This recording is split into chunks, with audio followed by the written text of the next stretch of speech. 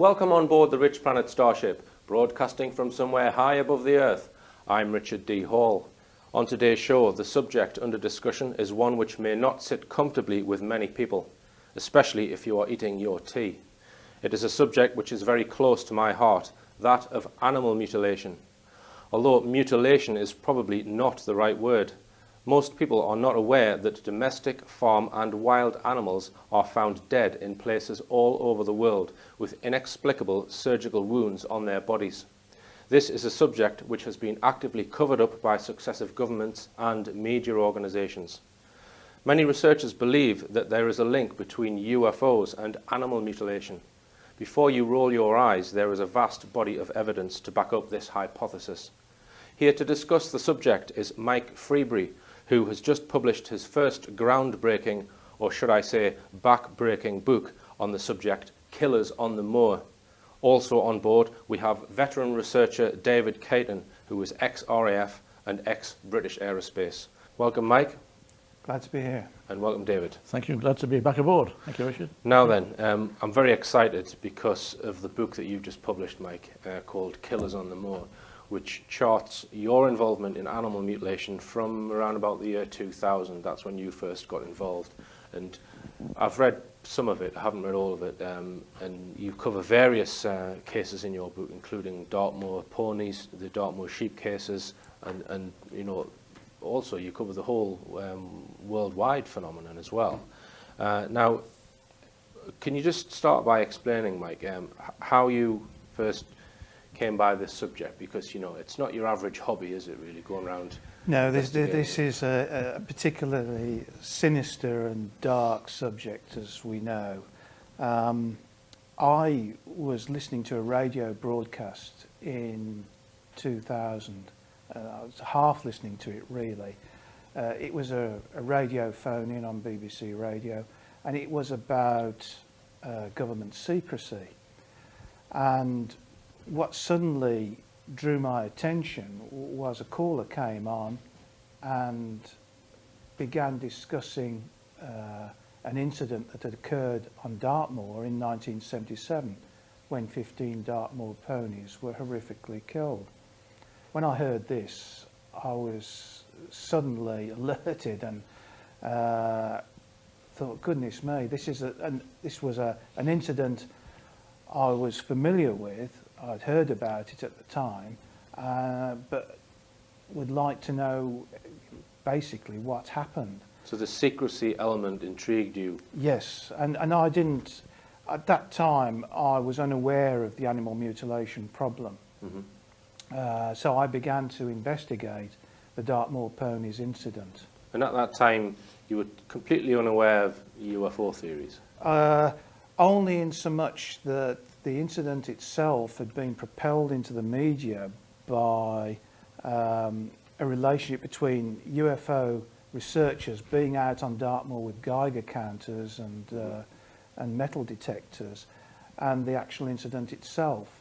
And these reports suddenly surfaced around about 13th, 14th of July 1977. Now it seems in this case that the media were held at bay for a few months because it actually happened a few months earlier than that. That's correct. It happened on, well, it may have actually taken place on the 10th of April, but it was actually discovered on the 11th of April 1977 by a gentleman out with his family. They were walking on the moor. It's a very remote spot. It's not far from Whitehall. Mm-hmm. It's about 2.5 miles from the nearest road. And this gentleman was shocked when he came across the state of these bodies. Some of them were still bleeding, some of them got broken backs, some of them were decomposing at an alarming rate. Do you think the broken bones were possibly being dropped? I've come to that conclusion that that is the only reason that can explain those injuries. Right. That those animals have been dropped from a height. And on the front cover of your book, this is actually a pony on the front cover, which is from the 1977 Dartmoor ponies case, and we can see there the jaw of the animal is stripped completely clean. Yes. Which is one of the common characteristics of these animal mutilation attacks. Can you tell us about that characteristic, Mike? In a lot of cases, particularly in America, and if you look at in the book, there's a picture from America provided by Linda Moulton Howe of the horse called Lady that basically has all the flesh stripped from the skull right down to the base of the neck, and the pony is almost identical to that. I've put both photographs in the book because if you compare one with the other, you can see the similarity. Well, some people will say, well, there's obviously some predators have just eaten the skin off its jaw or of its head. Could that not be the case? No, I don't believe that's the case at all.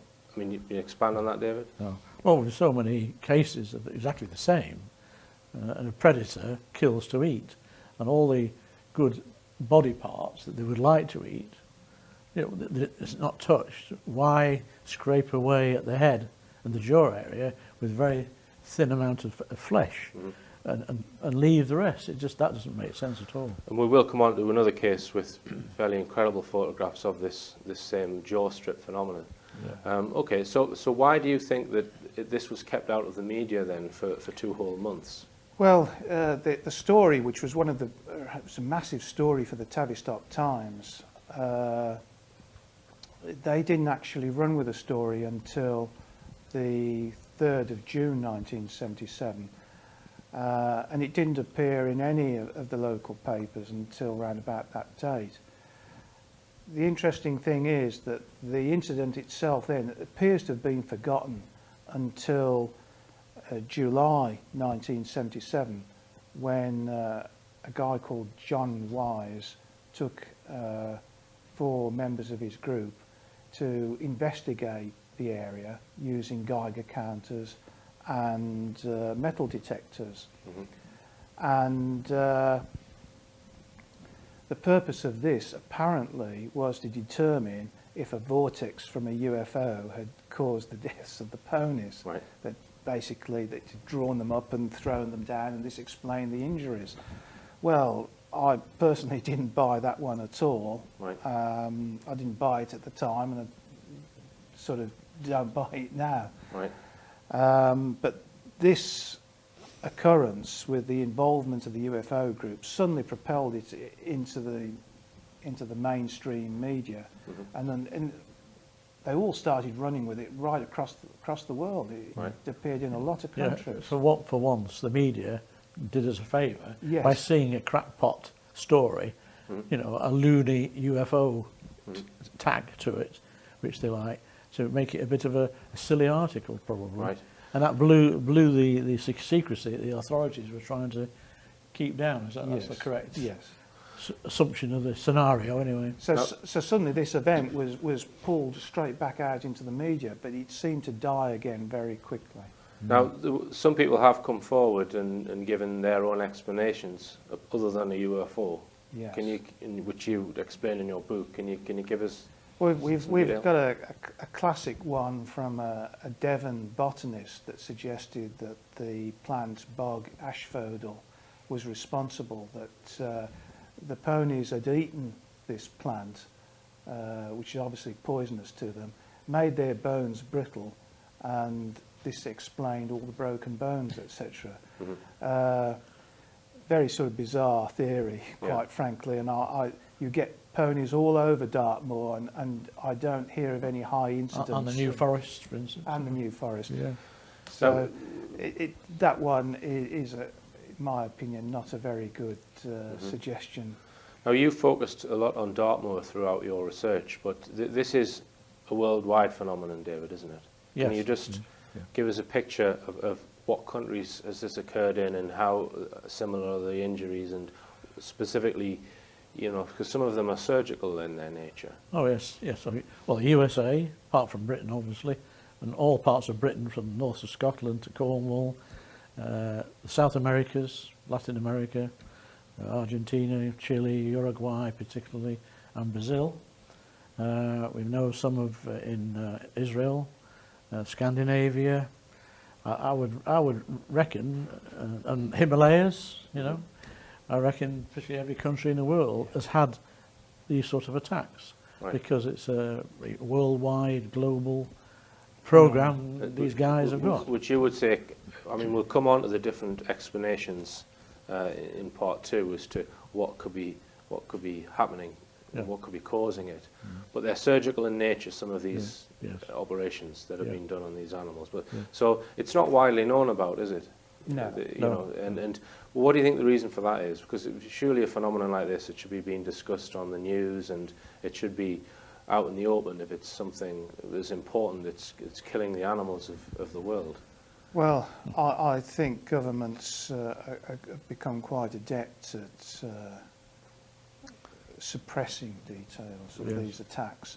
One of the reasons for writing this book is that I hope that it will inform the public, and it will raise awareness of this issue. And in so doing, hopefully we may get more cases coming forward. But it is a controversial book, I accept that, and government departments like DEFRA do not want this problem to get out into the mainstream. I'm pretty sure of that. And that's because whatever the cause is, it's something that they don't really want people to know about. Because they're not in control of it. Right. That's partly it, yes. And this is, I have covered this in my film Silent Killers, which David and Mike both appeared in. We made that about 2 years ago, and there are various cases discussed in there, and also the reasons for the cover-up of it, and how the cover-up was perpetrated, which I've also spoken on in the past. I mean, we can go into theories of it being covered up in part 3 and how it's done, because people say, oh, how would you possibly cover that up? Well, actually, there's a whole range of techniques that can be used. Okay then, Mike, another item or case that you've written about in your book is 1978 Newquay Zoo attacks. So these actually took place in a controlled environment, effectively. Well, yes, this is interesting because these attacks actually began in 1977, the same year as the Dartmoor Ponies incident. And Significant, that. it's given me the opportunity to introduce the late Joan Amos, who is one of the unsung heroes of ufology. This lady managed to get an interview and a conference with 2 policemen and the zoo manager regarding the attacks at Newquay Zoo. Basically, these attacks built up. They were losing wildfowl that were being beheaded, and then it got to the stage where they lost 2 wallabies.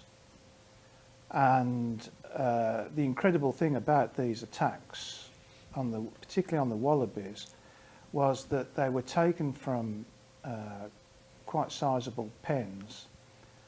They were transported to another part of the zoo. They were beheaded and exsanguinated, and nobody saw anything, nobody heard anything. The heads were never found. So this was... You mentioned they're exsanguinated, and this is another characteristic. That the blood appears to be removed, and there's no blood on the ground, not a drop in cases, which was the case, which was what happened with the horse case that we investigated a while back. You know, if any animal which is cut in a predatory type scenario where its heart's pumping, there's going to be blood everywhere. Absolutely. And so you think they actually, whoever's doing it, remove blood and take it away then? Would you? Definitely. The cases that you've looked at, David? Yes, they do. They might change its form in some way and then take it, and they do something on the spot to do that, but nobody really knows. But, and whatever they do, it allows them to make all of these incisions and procedures without leaving a drop of blood on the ground. Yes. Particularly removing tongue very often. And this woman, Joan Amos, the police actually collaborated with her, even though she was a UFO researcher. Yeah, they did, and it's remarkable when you look back. Remember, there's 1977. I've got her report of the meeting with the police. It's just unfortunate that at the same time as the zoo attacks, a farm on the outskirts of Newquay had several sheep attacked and beheaded. In the same way as had occurred with the wallaby, with the wallabies. The police unfortunately did not make Joan aware of that particular incident, and that's I unfortunate. suppose it's the need to know kicks in, doesn't it? And this is a problem with research in this field, is you rarely have, or you will never have access to the full information, because the majority of cases aren't reported, and even the ones that are maybe hushed up. So it's just difficult to get an overall picture of everything that's going on, I guess. Yeah. Okay, go on. I should also say regarding the Wallaby attacks, they're by no means isolated attacks, because there was also an attack up here, not in the same year, at Hope Animal Centre at Loftus in the northeast, Right. where a wallaby was taken, beheaded, and no rhyme or reason given for this attack. And I've recently been given details of an attack that happened last year, where a wallaby was taken from a secure pen on an animal sanctuary near Bristol, and exactly the same thing happened. The animal was beheaded, there's no blood, and the head has not been found. Wallabies and kangaroos, by the way, are being taken in Australia on a quite regular basis. Some were found on a big race course, a golf course in Melbourne. Now, people have suggested in the past, Philip J. Corso being one of them, that this is an extraterrestrial phenomenon, that it's possible, and we will come on to the different causes and we'll look at the other explanations. But you said that you didn't accept this hypothesis of the ponies being sucked into a UFO. Well, No. you don't rule out an extraterrestrial hypothesis, do you, Mike? Or I came to the conclusion during investigating the Dartmoor ponies incident that everything seemed consistent with what was happening in America, with a wave of attacks that happened in America in the 70s and still continuing, obviously, to this day. So I therefore became converted to the view that these attacks were being carried out by visitors not of this world. right? Okay. And I felt that the technologies that were being used suggested that. I mean, one thing to point out is the covert nature of the attacks. That if it's Yes. people, there's hundreds and hundreds of cases, and no one's ever been caught No. red-handed or No. even seen. No. I mean, and this, and when you hear of the different reasons for this, that people come out with, I've heard that the military are to blame because they're carrying out some clandestine testing Yeah, scheme, which just defies belief. yeah. Yeah, we'll come on to that in part two, Mike, and we'll also discuss some more cases from Killers on the Moor. So join us after the break. Over the coming months, I will be appearing at various venues throughout the UK, including Leeds, Middlesbrough, Barnsley, Gwent, and a venue somewhere in the southeast to be arranged. Also, I will be recording some TV show debates for the RichPlanet Starship, filmed in front of a live audience on the 23rd and 24th of August, to be recorded at Weston-super-Mare College. If you are interested in attending any of these events, please log on to the richplanet.net website for full details.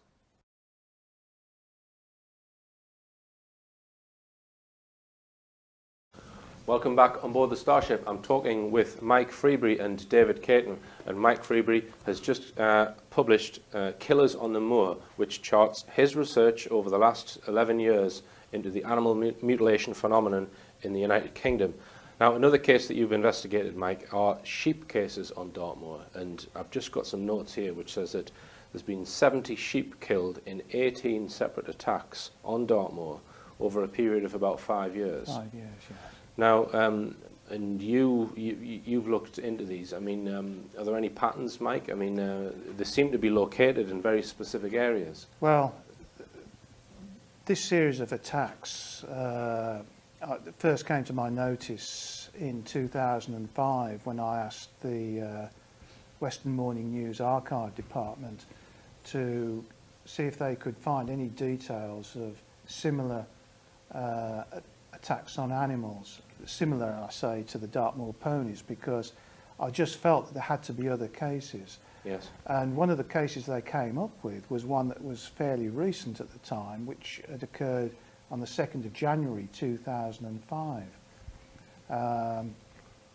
Apparently 7 sheep had been, they said, strangled and left in the shape of an occult star on the side of a hill on Dartmoor.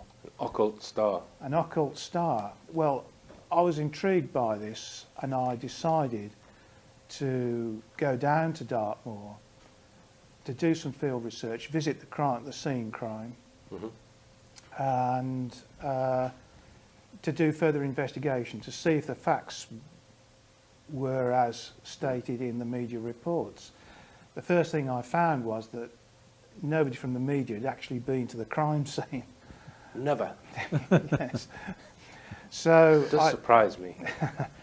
So I then began to make my investigations, and I spoke to a couple of the farmers. The one farmer said that he'd never seen anything like it in all his generations farming on that moor. He'd never seen anything like this. He said it was highly unusual. It wasn't a lightning strike, which occasionally happens, and it wasn't through any natural death. The animals had in fact been killed in a systematic way. He also said that it was apparent that the victims had been split into 2 groups and corralled in 2 areas.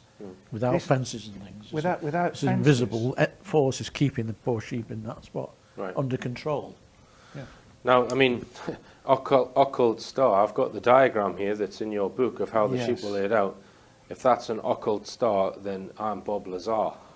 That's not an occult star. It's, you know, so they would put that in the newspaper, and immediately people think it's done by human beings. It has to be. Absolutely, and this is a common thing that happens with mutilation attacks, that they're invariably put down to occult attacks, and sometimes, as the police did in one interview, blamed the pagans for it, which is incredible. They're a peaceful bunch, really. They're a peaceful bunch of people. They may not share the same views as other people, but they do not butcher animals in this way, or in any way, as far as I'm aware. Now, one particular Dartmoor case, I mean, you've got photographs in your book here, Mike. If we just touch on that, because there was one case where you wanted to get the photographs off the police. Yes, so they had some images. I did actually manage to accurately predict the second of these attacks, because there'd been a high incidence of attacks worldwide being carried out during the moon phases of a full moon, 3 days before, 3 days after. So I'd warned one of the farmers. I said, look, be careful, because it's during these full moon cycles that is likely to be an attack. Now, some people might say that proves that it's a cult, but I would say not necessarily. It could be that whatever technology is being applied uses the gravitational pull of the moon, whoever's technology it might be. So I don't think it necessarily means it's man. No. But go on. And I had a call in October 2005 from the farmer who was distraught, and I said, look, go and have a look again at the bodies and check to see, look inside the mouths. She said, well, the mouths are closed. I said, look inside the mouths, whatever, and just check to see if the tongues have been removed by a precise cut to the back of the mouth. And she went back, she checked the bodies, she rang me back, and she said, you're absolutely right. Right, so the tongues have been cut with Tongues a clean, have been excised, not bitten off. Not bitten off. They've been excised to the back of the throat. There's no blood. So no blood on the ground, No. but injuries in the bodies. And did these have jaw strips on them? They had jaw strips, and they had eyes removed. Right. So not characteristic of a predator, basically. no, certainly not. I mean, birds will peck out eyes from dead sheep. Yeah. But you can clearly see that they've been pecked out. These had been surgically removed. So you wanted to get hold of the detailed photographs that the police had taken? Yes, the police had, by this time, decided they had to take some sort of action. They sent scene of crimes officers to the crime scene. The bodies were, there were 2 attacks, one on the Friday night, one on the Saturday night. I think it was the 14th and the 15th of October. And 4 had been killed in a field. Well, actually, they'd been taken from the moor over an 8-foot fence and dropped into the field. Right. And 4 had been killed on Barn Hill. Mm-hmm. Now, eventually you managed to get these photographs after a 3.5-year Yes. freedom of information battle. It was quite a battle to get it, because when I was aware that photographs would be available, that were in existence and that the police had taken them, I thought this was a good opportunity for me to go and cooperate with the police, give them what expertise I could. And Because like Joan Amos, you wanted to work alongside the police and assist the police with your research. Absolutely, yes. And I think this generally is what researchers really want to do. Because obviously, you know, the more we work together, the better. We were on the Sussex horse case. The police were present at the site, Yeah. and they said they wanted to speak to us, and we were there alongside. They never came up to speak to us, did they? No. I mean, there is a conflict, though. If there's a cover up from a higher level, Yes. you know,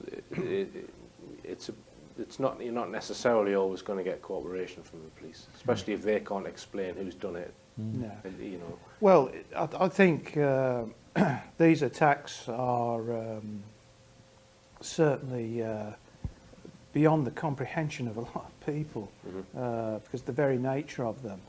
But I went to Tavistock Police Station to ask them if I could have the police file on it, and said I had the owner's consent to make that application. And they said, yes, sure, you can have a look at it. There's no problem. You can look at the photographs. But you've got to go through the proper channels. And those channels are the Freedom of Information Act. So I made an application to headquarters at Exeter, and unfortunately I was refused. So I then appealed against that decision, and again it was refused. It was about 2.5 years before I could get a case officer to look at it and deal with it. Unfortunately, when they finally made their decision, it was to withhold disclosure. So I was really left with either just walking away from it or going to a tribunal, and I elected to go to a tribunal.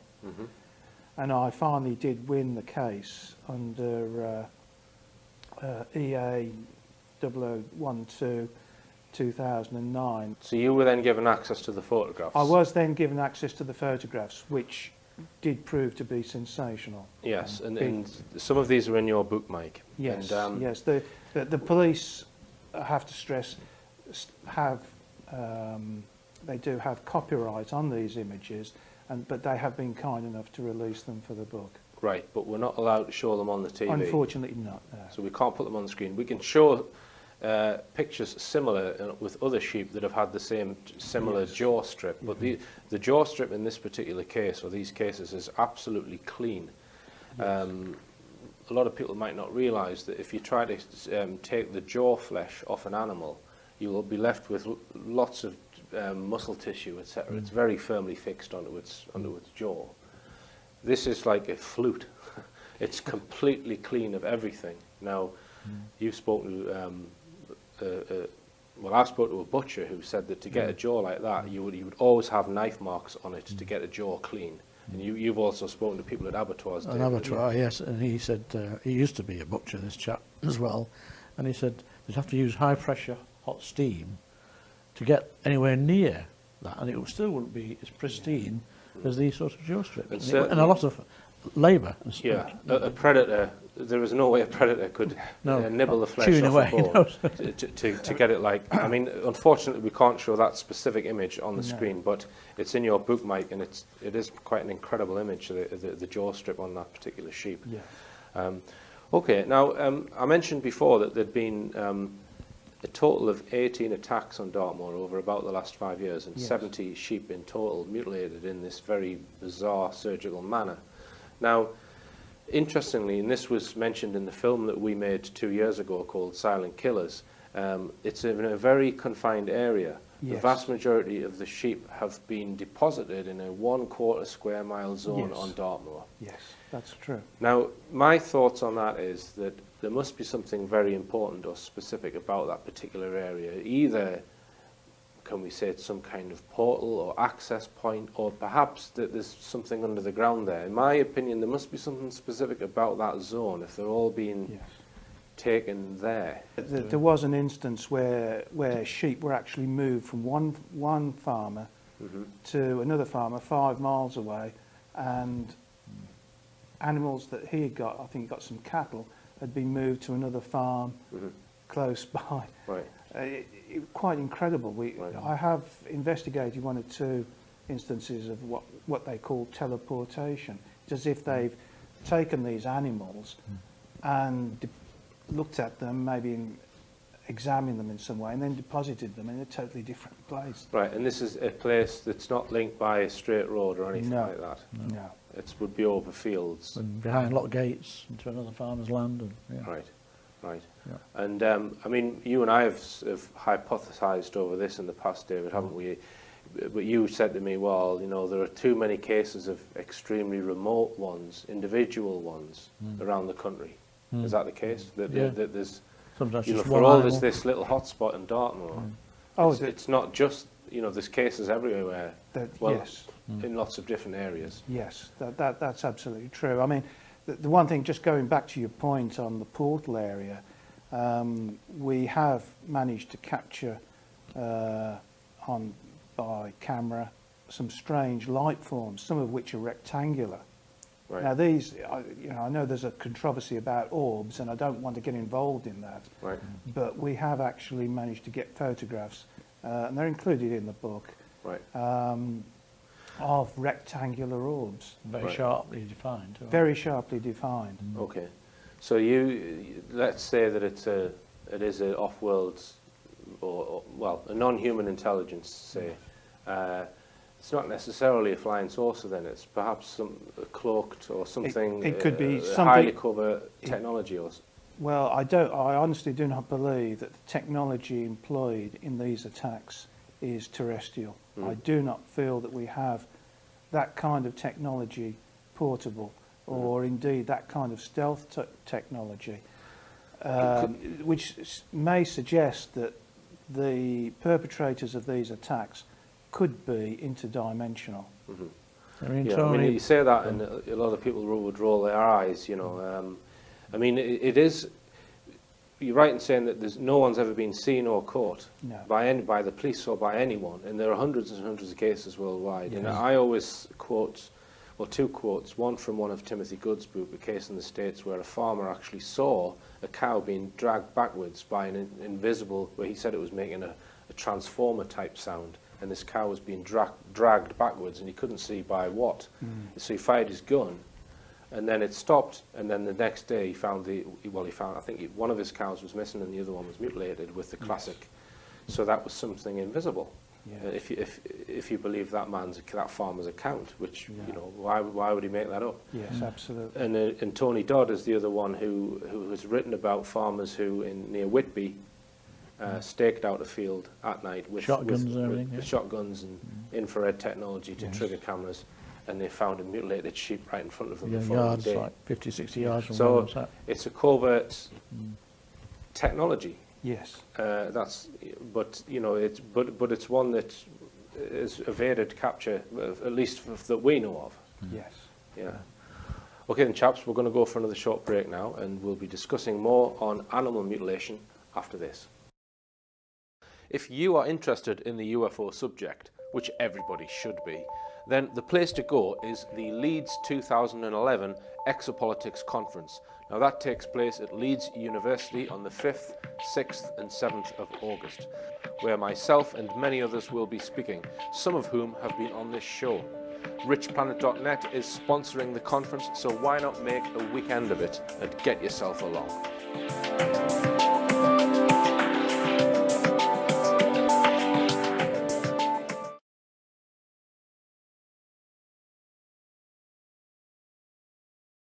Welcome back on board the Starship. I'm talking with Mike Freebury and David Cayton, and Mike Freebury has just completed and published his book Killers on the Moor, which charts his work in researching animal mutilation cases in the United Kingdom. Now, let's come on to the various possible explanations, because we can't just come to the conclusion, hey, this is some off-world or non-human thing. You come to that conclusion tentatively, I guess. Yes.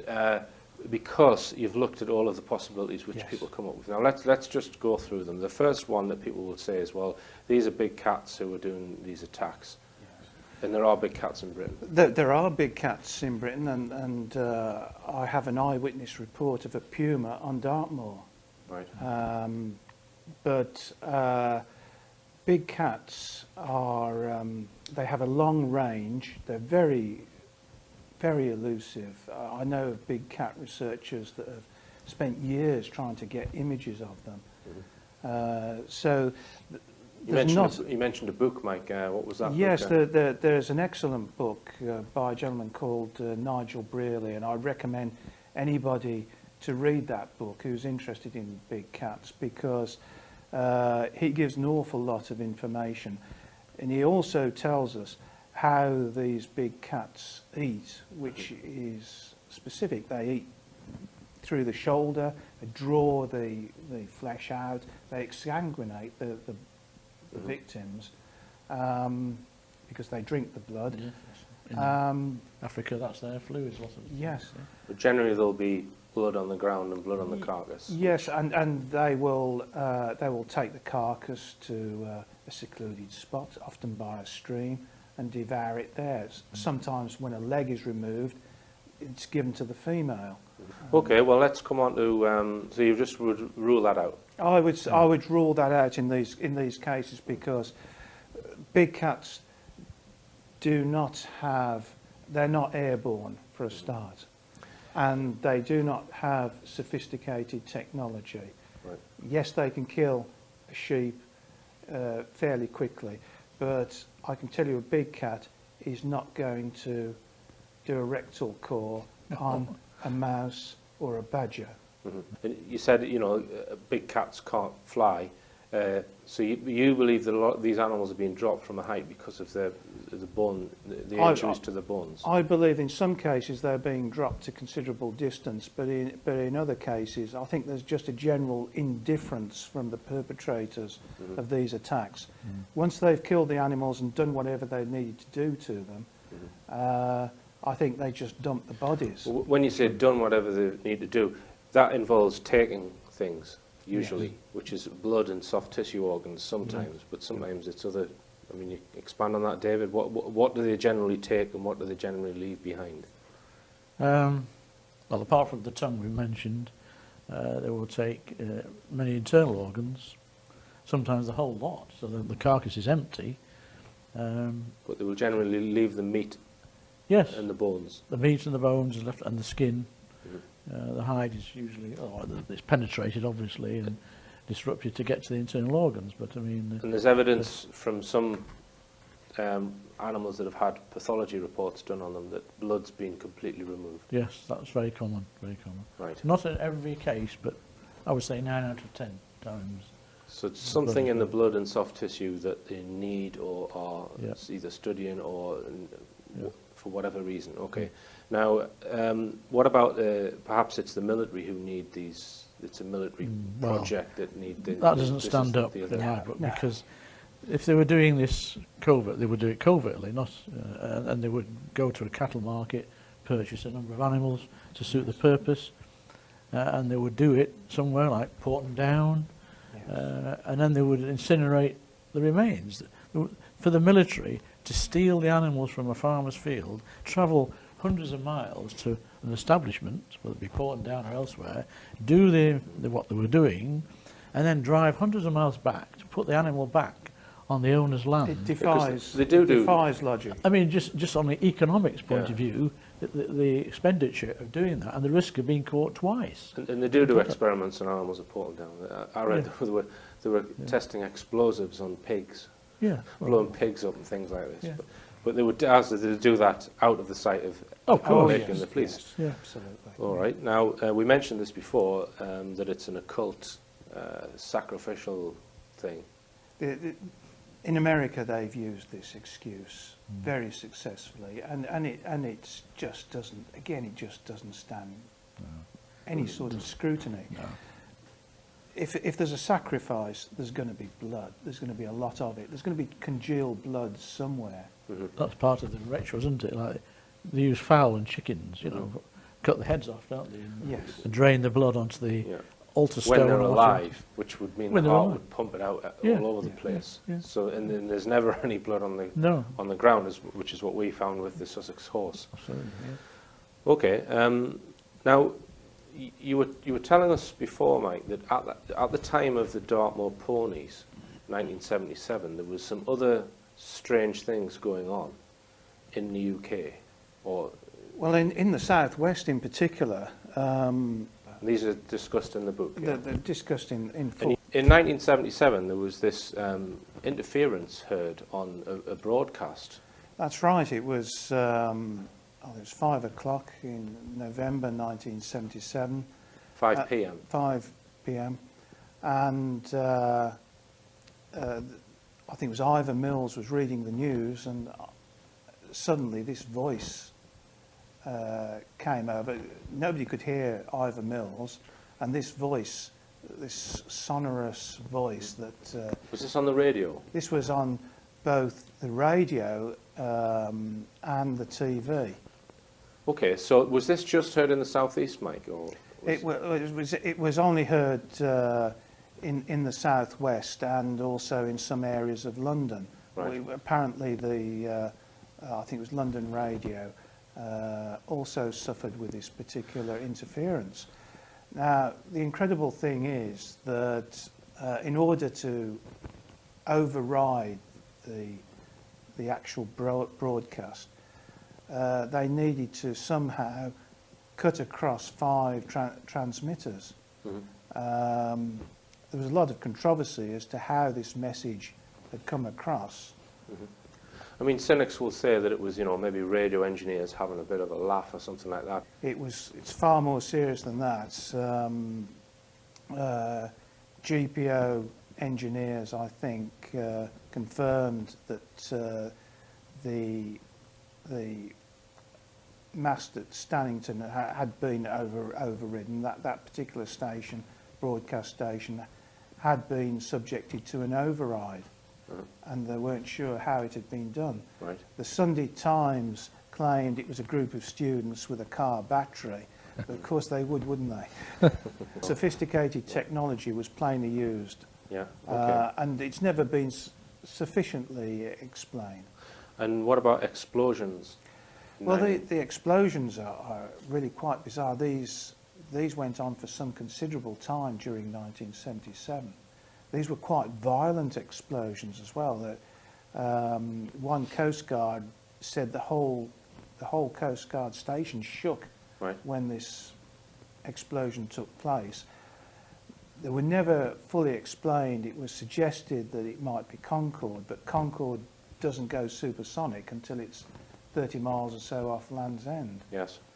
So you think there was other unexplained phenomenon Yes. which could be linked to what was happening with these animals then? Yeah, I'm just saying, really, there were a lot of other strange things going on at the time, Right. and certainly the explosions have not been satisfactorily explained. Right. There's also been explosions relatively recently, I think in 2006. The southwest was again subjected to a big explosion, heard by many people, but not properly identified by the authorities. Right.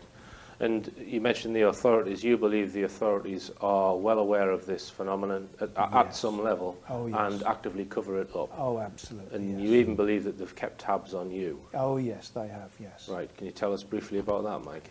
Well, I was using a vet as part of my investigations because I needed some expertise, and we had a post-mortem carried out.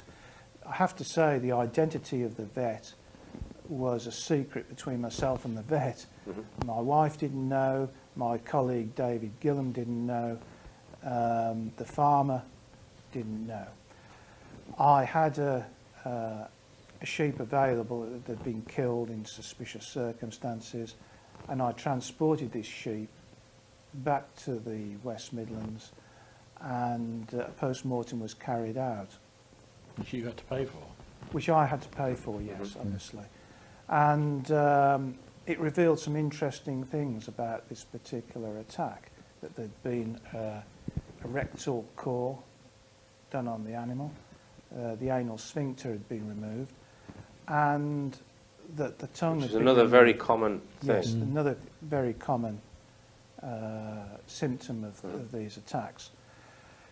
So the actual report that was given to me by the vet, I told her not to post it. I said that I would collect it, which I did, and I only actually contacted the vet on my mobile.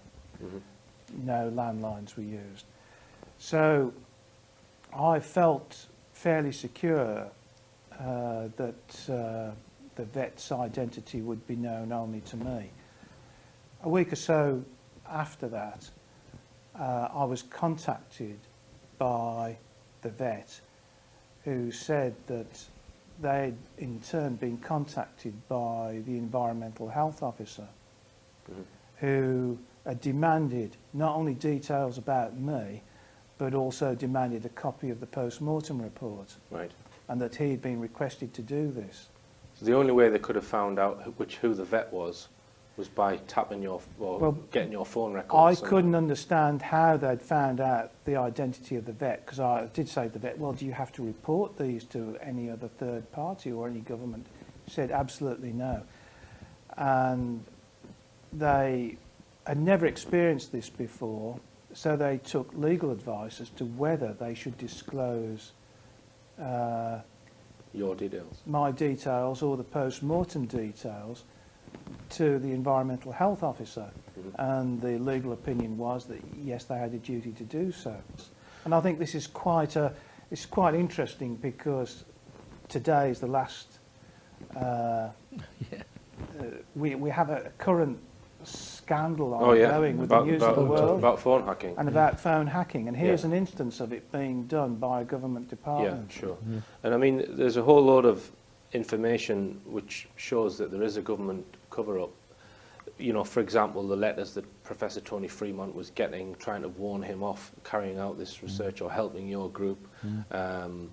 There's phone calls that you have had. You know, I did a whole talk on the fact that there's a cover-up involved here. So I don't think that's not in dispute. That at some level there are people who know what this phenomenon. Perhaps don't know fully what it is. I don't know. I don't know the extent of their knowledge, but they probably know more than us. Yeah, absolutely. I mean, I was shocked by this. I went and saw the vet and the practice manager, and asked them whether there was any chance of any leak from there, and they said absolutely not. You know, because they take their responsibilities seriously about confidentiality, etc. So I would contact the environmental health officer and ask him outright, you know, what's all this about? You know, how did he get the information? He told me, quite incredibly, that the request had actually come from the Regional Ministry of Vet based in Stafford, and that they in turn, because he said it had all been done by email, they in turn had been notified by Lea Hurst, and he didn't know what Lea Hurst was. Right. But Lea Hurst is Lea Hurst campus near Liverpool.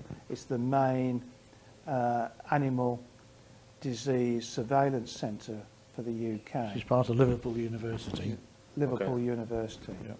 So the instruction had actually come from DEFRA, pretty well near the top of DEFRA. Right. And it was from that organisation that Tony Fremont, Professor Fremont, pathologist who was assisting me in the late 1990s, he confided to me about 12 months ago that he'd had this warning telephone call. I think it was a phone call, but he wasn't sure the source. But it was after I'd spent 3 hours with Professor Donald Kelly at Liverpool University, a veterinary pathologist, who was anxious to talk to me, having seen adverts in the farming press for our appeals. Yeah. And Tony was given the warning off via Professor Kelly, who was friendly with the chief veterinary officer at Barton Hall, one of the other regional Yes. VLA officers, and it was pointed out to him that as a human pathologist he was not allowed to examine animals where Veterinary. a veterinary pathologist was allowed to look at human tissue, which is a bit strange. So that sort of stopped Professor Fremont further assisting myself, or APFU. Yeah, yeah. I mean, we could probably talk all day on the skullduggery and the cover-ups Yes. that go on in this field. Yeah. Now, let's just come on to, we've ruled out a lot of the more mundane possibilities. Let's just say that it is a non-human phenomenon, and what it is that they are doing and what they are after. Because I think we've probably all three of us got our own thoughts on this, and Yes. maybe not all exactly in alignment. Pretty close, I think. Close-ish, I think. But have you come in to any conclusions, Mike, on this? I think it's very difficult because we can all have an opinion on this, and they're all as valid.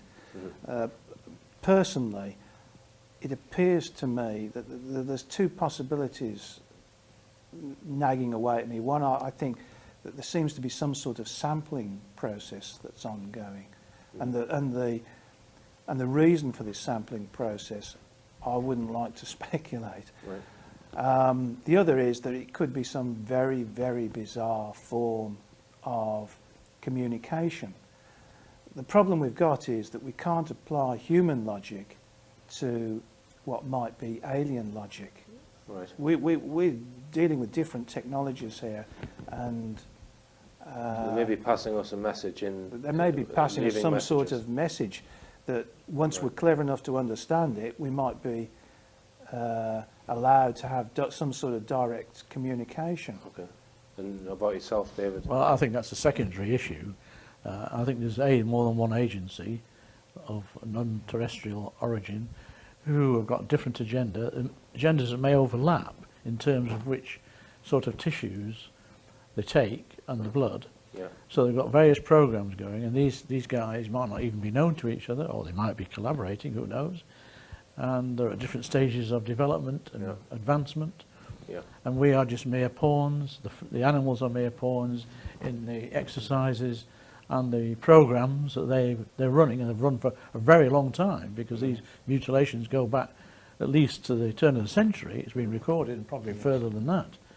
So it's a long-term project which they don't want to let go lightly, I suspect. So. One of my favourite theories is that they're growing antibodies or some other agent in the blood and soft tissue organs. So they then take those things, and they then have a purpose for them, which I think could be linked to the human abduction program. I think they might be being used to protect abductees with those things that they're manufacturing inside animals. Now, that's just a theory.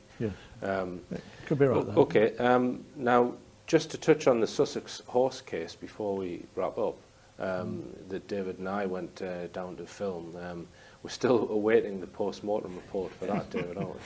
Yes. And another case of trying to get blood out of a stone, to coin the phrase. Well, I rang where it was done was the Royal Veterinary College at Potter's Bar, and we were en route to following the horse trailer to be attending the post-mortem with the permission of the horse owner, who wrote us a permission thing.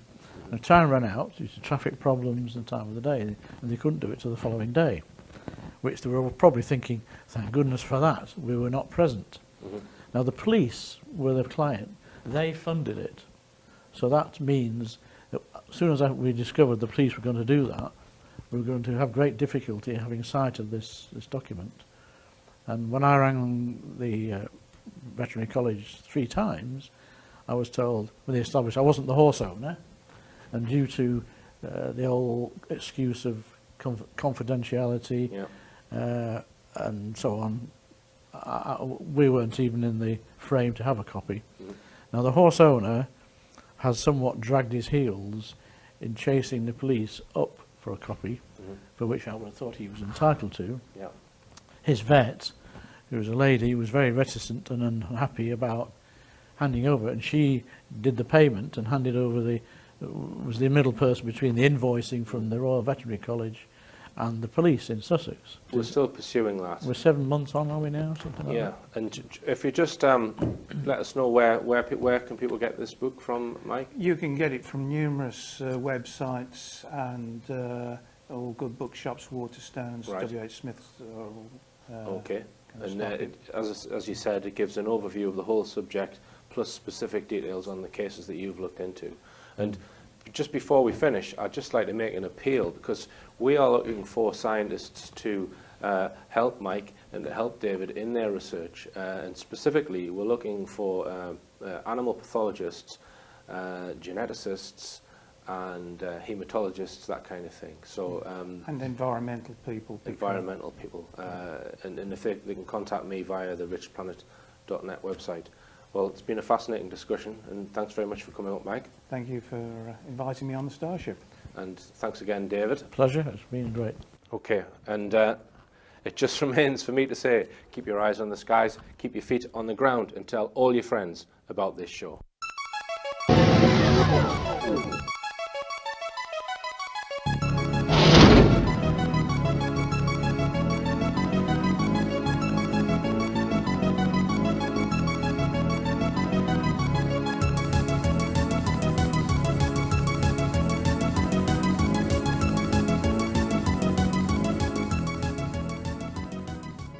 Taking place on the 10th of April, but it was actually discovered on the 11th of April 1977 by a gentleman out with his family. They were walking on the moor.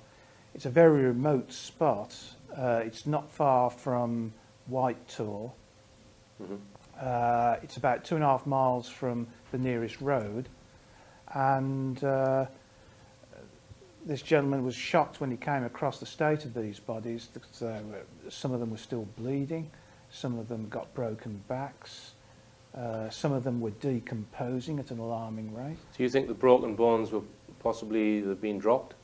I've come to that conclusion that that is the only reason that can explain those injuries. Right. That those animals have been dropped from a height. And on the front cover of your book, this is actually a pony on the front cover, which is from the 1977 Dartmoor pony's case. And we can see there the jaw of the animal is stripped completely clean, Yes. which is one of the common characteristics of these animal mutilation attacks. Can you tell us about that characteristic, Mike? In a lot of cases, particularly in America, and if you look at in the book, there's a picture from America provided by Linda Moulton Howe of the horse called Lady, that basically has all the flesh stripped from the skull right down to the base of the neck, and the pony is almost identical to that. I've put both photographs in the book because if you compare one with the other, you can see the similarity. Now, some people will say, well, there's obviously some predators have just eaten the skin off its jaw or of its head. Could that not be the case? No, I don't believe that's the case at all. I mean, you expand on that, David? No. Well, with so many cases of exactly the same, and a predator kills to eat, and all the good body parts that they would like to eat, you know,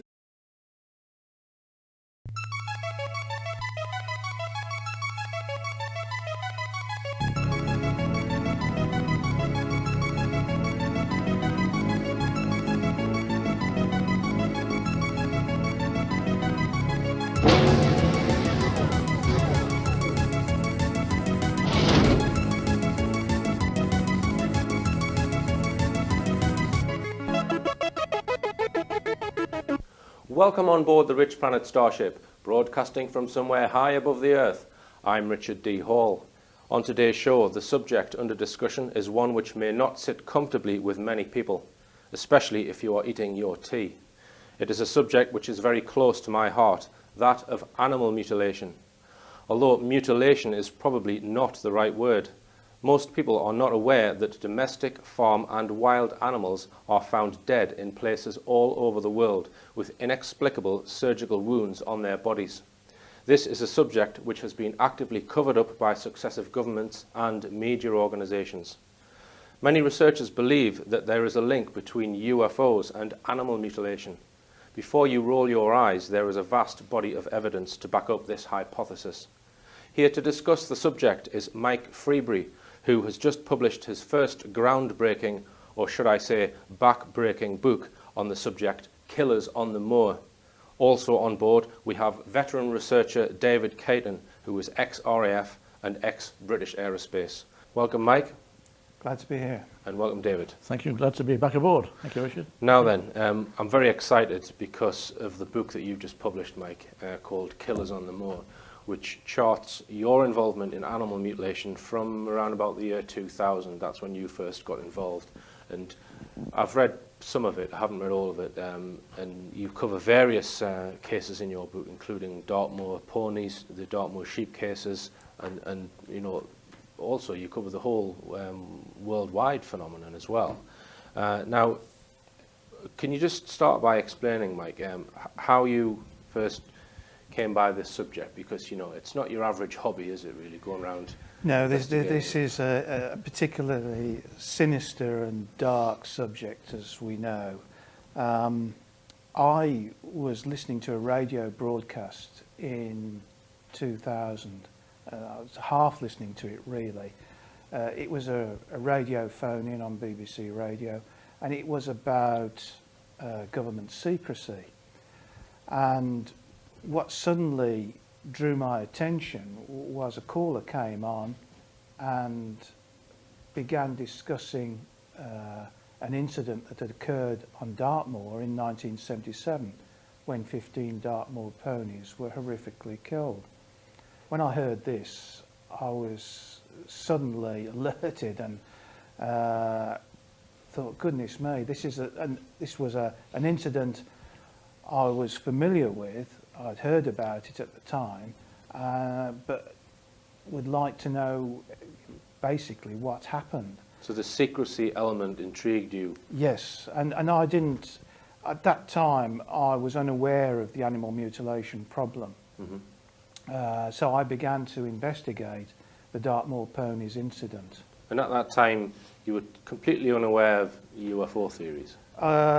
Only in so much that the incident itself had been propelled into the media by a relationship between UFO researchers being out on Dartmoor with Geiger counters and metal detectors, and the actual incident itself. And these reports suddenly surfaced around about 13th, 14th of July 1977. Now it seems in this case that the media were held at bay for a few months because it actually happened a few months earlier than that. That's correct. It happened on, well, it may have actually, yes. Assumption of the scenario, anyway. So suddenly this event was pulled straight back out into the media, but it seemed to die again very quickly. Now, some people have come forward and given their own explanations other than a UFO. Yes. Can you, which you explain in your book, can you give us? Well, we've got a classic one from a Devon botanist that suggested that the plant bog asphodel was responsible, that the ponies had eaten this plant, which is obviously poisonous to them, made their bones brittle, and this explained all the broken bones, etc. Mm-hmm. Very sort of bizarre theory, quite frankly, and you get ponies all over Dartmoor, and I don't hear of any high incidents. On the New Forest, for instance. And the New Forest. Yeah. So that one is, in my opinion, not a very good suggestion. Now, you focused a lot on Dartmoor throughout your research, but this is a worldwide phenomenon, David, isn't it? Yes. Can you just give us a picture of what countries has this occurred in and how similar are the injuries, and specifically, you know, because some of them are surgical in their nature. Oh, yes, yes. Well, the USA, apart from Britain, obviously, and all parts of Britain from north of Scotland to Cornwall, the South Americas, Latin America, Argentina, Chile, Uruguay particularly, and Brazil.